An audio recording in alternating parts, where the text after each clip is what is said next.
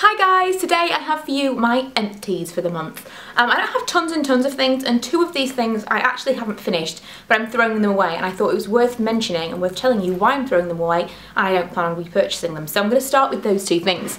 The first one is this Ted Baker body scrub, and it actually came with a Christmas set that I had.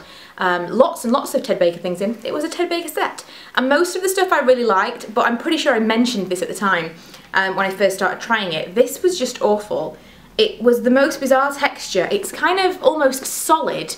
It feels like a solid, slightly gritty soap, and it doesn't really break up, and so you're kind of just using this solid soap, and it just kind of, the grittiness melts away before it can exfoliate, and it just didn't seem to do anything, and the smell was a little bit meh. So I'm going to throw this away because there's so many different scrubs that I prefer using than this one. I haven't really reached for this one in months, so I'm going to get rid of it, and I wouldn't recommend it. The next one is the Touch of Silver Twice a Week Brightening Shampoo by Provoke. And this is one of those things that I've mentioned in the past and recommended, and it is a really, really good toning shampoo, but it's very easy to get wrong.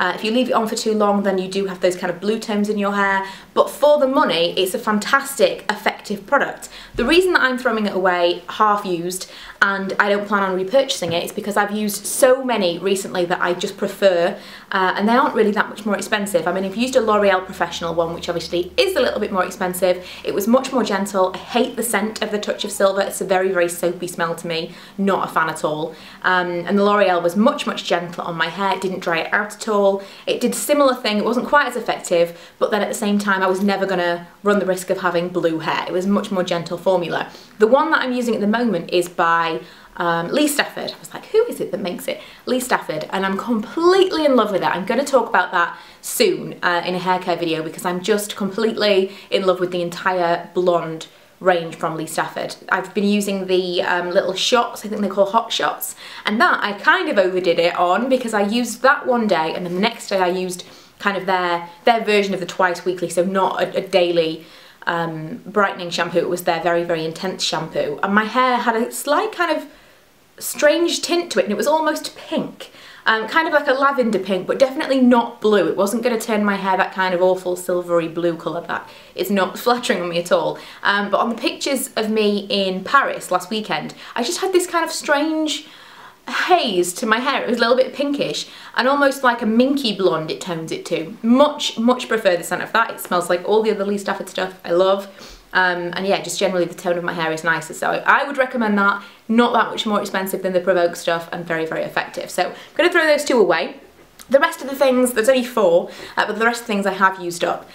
First of all is this Caudalie.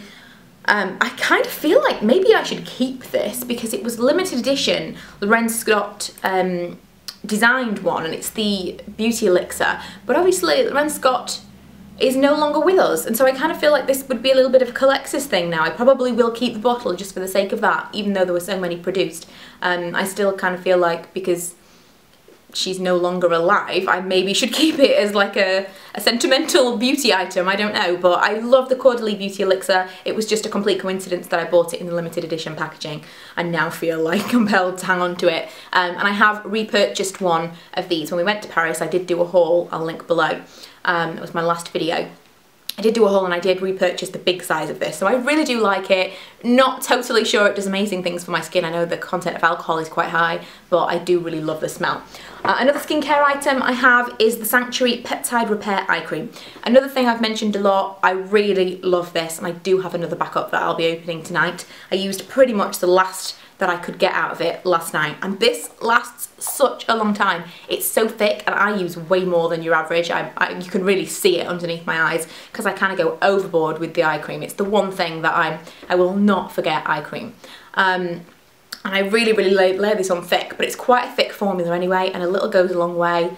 It's just the best eye cream. I really, really like it, and I don't feel like it's heavy on my eyes the next day. I feel like it absorbs. And I don't know if it does anything, you know, anti-aging or anything like that, but it feels like it does. So placebo or not, I like using it, and I'm going to continue to. So I think this is probably around £15, but it's lasted me all year. I've used this consistently with nothing else. Maybe occasionally the little Benefit one that I've got if I've been away, but if I'm at home I use this, and it's lasted ages, so I definitely think it's worth the money. Another brief mention, Batiste Dry Shampoo and Tropical. This is probably in every single Empties, but I love it. It's my favourite dry shampoo. If you want to recommend a different one, you can, but I'll still probably love this one the best. I've tried so many different ones, and I finished another one of those this month. And lastly, I've been kind of going back to more manual exfoliators, because in the last year I've tried to use less manual exfoliators, more things that have got kind of glycolic acid in them and things that will try and strip away that layer of dead skin without actually physically scrubbing at my skin and being too harsh. But recently I've just felt like nothing that I've been using has been working quite as well as a good old-fashioned scrub. So this is one that I decided to try and use up in the meantime. And this is quite gentle because the scrubby bits are quite few and far between, which I used to hate. Now I am trying to be a lot more gentle on my skin. It is aging, I'm trying to be good to it. And it's the Neutrogena Visibly Clear Pore and Shine Daily Scrub. Another reason that I started using this is it's really good at controlling oil. So anything that's been shine control recently, I've been all over, and this is one of the things that I've been using, and I'm pretty much out of this. It smells delicious. It's kind of like, I don't know, it's difficult to... It's a little bit orangey. It's just kind of citrusy, but also creamy. It kind of smells a little bit like a cocktail or something. It's really nice smelling and fresh. Very nice to use in the morning time before applying your makeup. But I've used that up this month. And I also want to mention, when it comes to oil control, with that in mind, I have not powdered my face all day, and it is, what time is it? 3 o'clock, and I'm wearing the colour, what is it called? CoverGirl Outlast, the one that's the same as the Max Factor Face Finity, and I did say I was going to do a comparison of them both. I'll just kind of quickly mention, I do still like the CoverGirl one better. I think the Max Factor Face Finity is slightly drier. I don't know why. I feel like the formula is not quite the same. I still prefer the CoverGirl, and I used it again recently, like this week, and I can't believe I ever stopped using it, because I've not used foundation in a few weeks, thinking that that was really helping the oil, you know, like it wasn't making me any more matte to try all these different mattifying foundations. And I used the Outlast and just thought, I'm still getting oily, I'm still a little bit shiny, but this is incredible. And I'm kind of kicking myself for all summer, really warning myself off that, thinking that that was only good in the winter time, when really it's amazing. So back to loving the CoverGirl foundation. I thought that was worth mention. But that is it for my Empties this month, and I will see you guys in my next video. Bye! I just found another one on my desk that I want to mention. It's really mangled. It's the Tigi Bedhead, Tigi Bedhead Urban Antidotes Recovery Conditioner. I've also got the shampoo on the go. I got this as a set from Feel Unique in the sale, and I love this. It smells completely amazing. It's nothing kind of that's going to help tone your hair or anything, but as a blonde or as someone that has damaged or dry hair or heat damaged hair, whatever, if you want to kind of try and make your hair feel nice again, this does a really, really good job. Smells completely amazing, and it's the best bedhead product that I've tried so far. I've tried a few different ones, including the Elasticate, which I do like, smells equally as nice, but this one was the nicest for leaving my hair feeling amazing. So yeah, wanted to quickly mention that, but really I'm going now for reals.